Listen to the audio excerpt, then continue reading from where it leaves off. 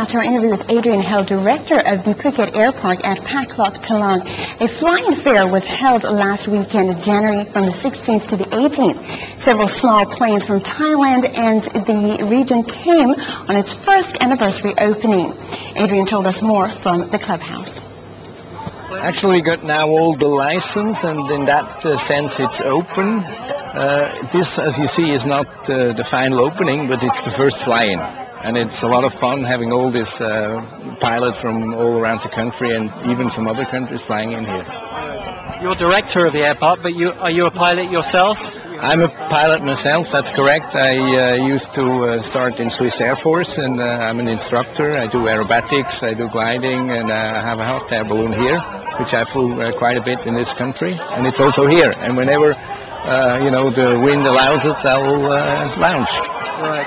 But you also have your own plane to bring. You're going to bring your own plane here. Yes, we have some ideas about different planes. One plane is actually on a container right now from the United States to Thailand, and the other plane is a biplane, a Booker, very nice vintage aircraft of the 1930s, 60s, and it's still back in Switzerland, but I might consider bringing it here. Sounds like a bit like a sort of stunt plane as well. It is. It's actually a plane. It was built between the wars, and many air forces in Europe, in Japan, they used it as a trainer. It's a good vintage aircraft. Well, tell us about the airport. It looks a little bit dusty and a lot of earth around, but is it going to be a grassed eventually? Or? Yeah, it's going to be a park, as it says. It's Phuket Airpark 1, so it's going to be a park, a lot of green and a lot of water, as you can see. But of course, we're still working on it, and it takes some time, and it's dry season now, so it will come. Is it a good location? You're quite close to the sea, aren't you? I mean, at the other end of the runway? That's actually good, because there is no obstacles. Huh? So the sea is to our favor, because no big building, no trees. And we are outside 10 nautical miles of the international Phuket Airport. That's good too, so we have all the licenses, and we have a procedure now fixed. Right. Yeah, we've spoken before to like Destination Air, the seaplane service up at the airport. They took a long time getting permission. Is it the same thing here? Has there been a lot of paperwork, bureaucracy to get this permission? It is a lot of paperwork, but we are very well connected, and have good relations to the people, and if you go with the people, and we succeed. But it takes some time, of course, because civil aviation is the pioneer time here in this country, and that, on the other hand, makes it very interesting. Right. Do you think some of the seaplanes might even use this airpark as well? There's seaplanes, they have as well wheels, and of course, if they have wheels, they might as well land here, of course. They're welcome. Right. Also, while it's topical, obviously that accident in New York, I mean, planes landing in the sea nearby. Are these light aircraft, do you think, is that a good thing also being near the sea, that perhaps if there is a danger that they can still land in the sea? Is that if they don't want to land on a crowded, built-up populated area? A very interesting question. Normally, as a pilot, you rather have land for an emergency or a forced landing. If it's water, of course, it's much better, as it was now in Manhattan just yesterday. If there is a river or a canal where there's no waves and heavy sea, that's not a good thing. But in smooth water, it's absolutely possible, as we just said. Obviously, safety is a big factor. We've had a lot of wind here today, but you're hoping to get some planes up, and we already see the kites behind us, but the kites show how much wind there is. What is the limit or maximum wind speed? That depends very much on each plane. Each plane has a special factor, can start and land with so and so much crosswind. That depends on the plane. And wind, basically, if it's more or less in the direction of the runway, it's normally no problem. Which direction is the runway then? The runway is it's a 1-3 and 3-1. That means 130 and 310. All right. Facing north or east? I mean, the 130 is more facing south. It's west-southwest, and the other way is more north, yes. How long is it?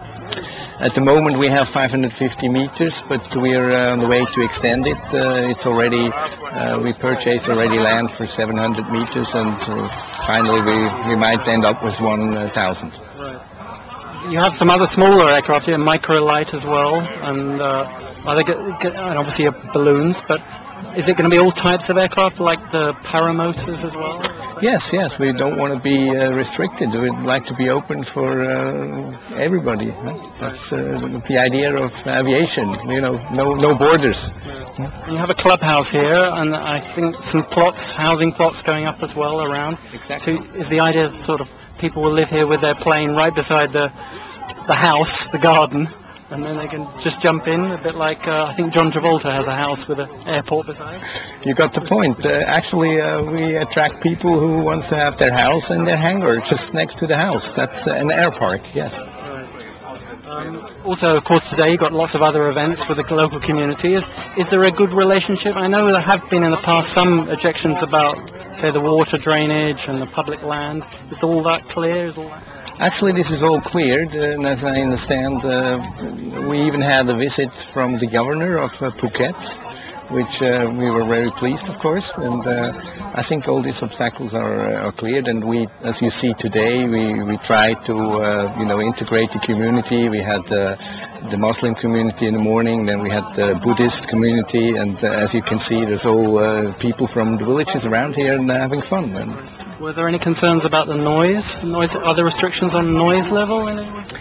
So far as I'm concerned, I didn't hear anything about noise, and if you actually pay attention, you hardly can't hear noise because the wind and the sea and then these small planes. There's no noise. It's not comparable to an Air Force field or a big airport with huge air traffic. What about time restrictions? Will there be any flights at night? So far, we don't have night flights foreseen, and this is a legal issue, and I'm not aware how developed this already is in this country, if there is a VFR by night. So what I know doesn't exist for the time being. Can it also be like an alternative perhaps for helicopters as well, but also emergencies, a landing strip instead of the main airport, obviously? Oh, definitely. For emergency we're always open, there we help, and any possibility should be used for this kind of purpose. And we're also thinking we might have some helis and the helipad, but it won't be primarily not the main focus.